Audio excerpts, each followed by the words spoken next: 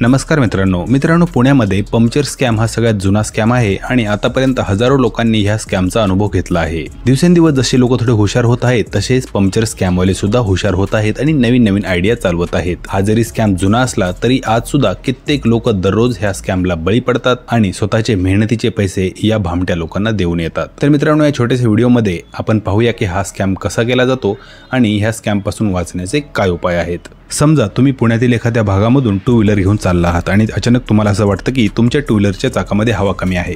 तुम्ही एखाद्या रस्त्यावरल्या छोट्याशा टपरीवजा दुकानात जाता आणि तिथे हवा चेक करून हवा भरण्याचा प्लॅन करता। तेवढ्यात तो दुकानदार तुम्हाला सांगतो की तुमच्या गाडीच्या चाकाला पंक्चर असण्याची शक्यता आहे, मी चेक करतो।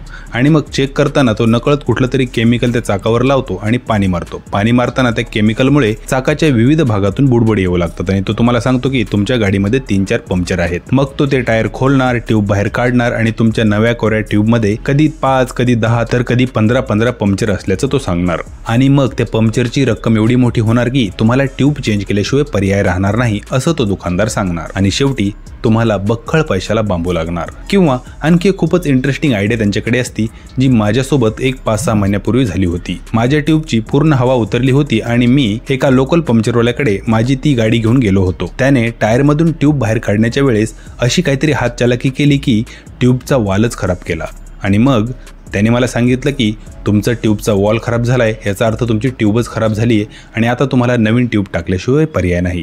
किंवा आणखी एका प्रकारे पंक्चरवाले तुम्हाला फसवू शकतात। ते काय करतात की जर तुम्ही कुठे हवा चेक करायला थांबलात तर ते आपल्या चाकामध्ये हवा मारण्याचा प्रयत्न करणार आणि ते जे प्रेशर चेक करायचं मशीन असतं त्याने हवा चेक करणार आणि आपल्याला दाखवणार आणि म्हणणार की बघा तुमच्या टायरमधून हवेचं प्रेशरच वाढत नाहीये, म्हणजे नक्कीच ह्या टायरमध्ये पंक्चर असणार।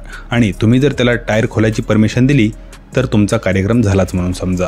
मित्रांनो, अशा प्रकारे वेगवेगळ्या पद्धतीने तुम्हाला गंडवलं जातं, फसवलं जातं। आता ह्या सगळ्यातून सुरक्षित कसं राहायचं?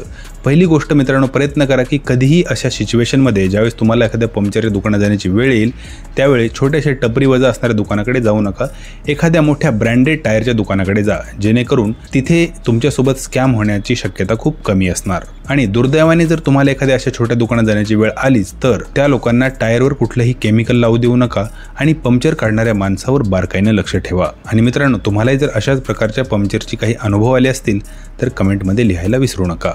धन्यवाद।